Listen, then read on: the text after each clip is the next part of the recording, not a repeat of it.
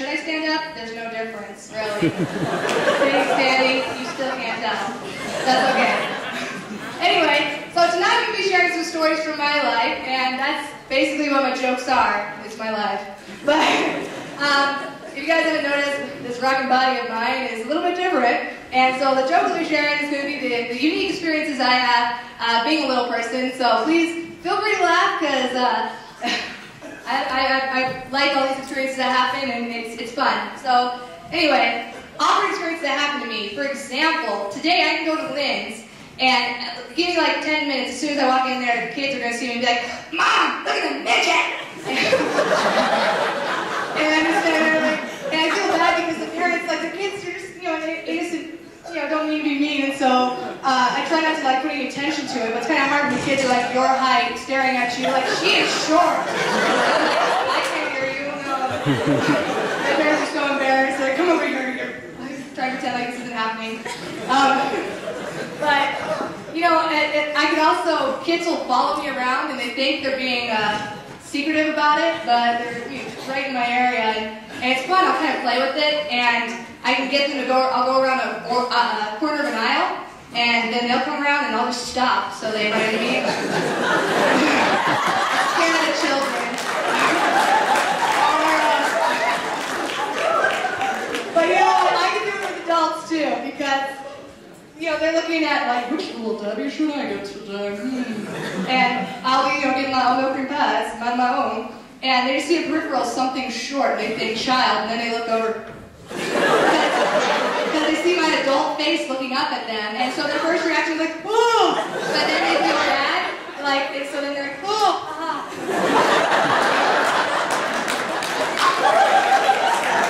And that's true also when I'm looking at racks of clothes. There's those big circular racks. I'm just looking, and somebody's coming around the bend, and I'm like, yeah, 5, 4, 3, 2, 1, here we go. And they see me. Sometimes I'll just get in the rack and I'll open it. I can see this nice smell.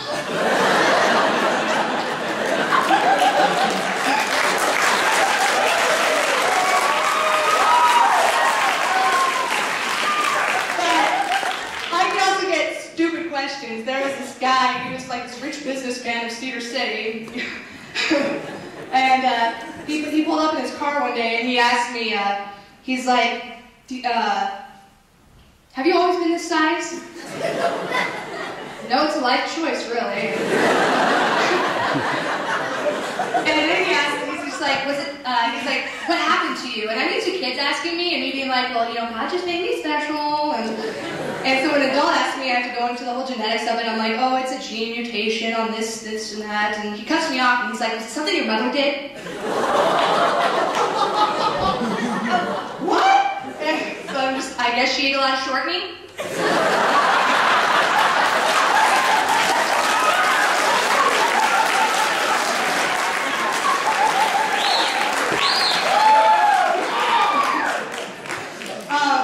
Also, my family will go to Disneyland or anywhere out in public, and we'll see another little person, and whoever I'm with, my family or friends, they'll be like, Rachel, go say hi, go.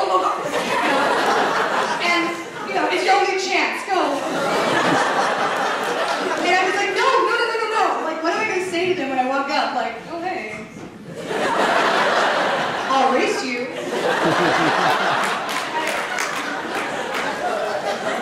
Really, there's nothing to say. I mean, you don't see, like, amputees wheeling past each other, being like...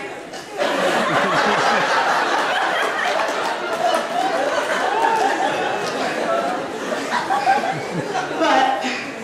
a couple years ago, while I was in high school, I picked up snowboarding, and because all my siblings, they were snowboarding, and so I would do it, and just the boots on me, the snowboarding boots, like, before I even get to the joke, we could just leave it at this, just how I looked with it, but I had these boots that went up to here, and I looked like Man on the Moon boots, and I had these pants that just looked like Michelin Man, and my board, it was a kid's board, so it had sea turtle on it. It was fierce, had flames coming off the side. But I was a master of the bunny slope, let me tell you. I would bunny slope all day, and when the chairlift comes around, I can't just like plop down. That's why I'm on a date. When I'm on a date with somebody and the guy tries to like push the chair in, he just rams the back of me because I can't just sick. And so I gotta like hop on and then try and push me in. But so the chairlift comes and I grab the back of it and like throw my butt on it like rabbit ribs on a grill, you know? And we go let her marry the way. And one day my sister Jill, she was the master of giant steps. You guys ever been to giant steps? Yeah. Giant steps, we were going to go do that, and I didn't want to tell her, like, I'm nervous, and I just acted like I knew what I was doing. And Sharon's coming around, and as soon as I grabbed the back of it, I'm like, this is good. Because it's much higher than the bunny slope one. And so it takes me a while trying to figure out how I'm going to get my body on this. And before I know it, I'm holding on to the back of the chair and dangling in the air 15 feet. And my sister can't even help me because she's laughing so hard. So they stop the lift, and I just want to drop. I'm like, it's worth the broken leg. Like, my shame should end here, I don't care. And there's a line of people backing up, and the ski patrol like get past, it's like where the safety net is, they get past there, standing under me, and there's like,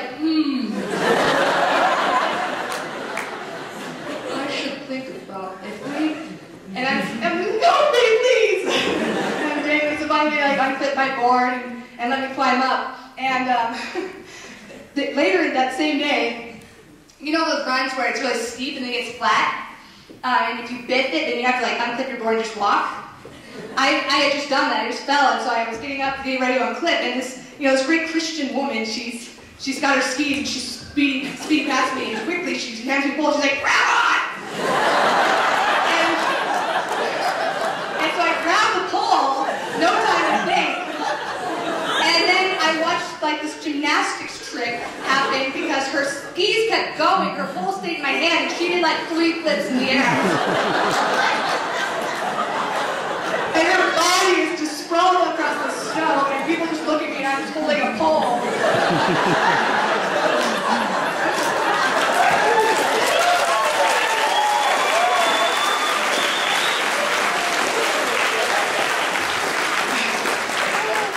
Anyway,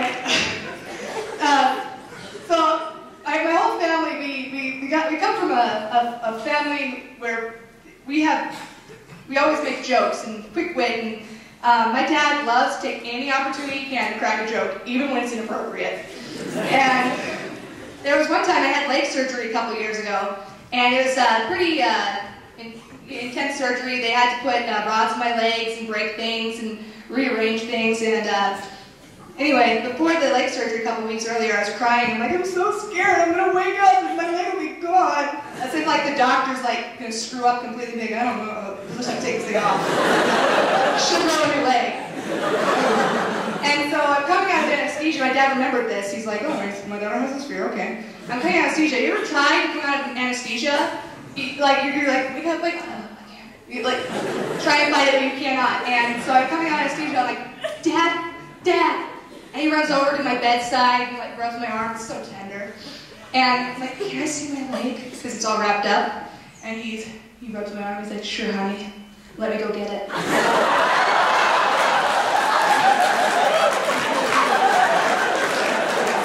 You guys have been great. Thank you so much.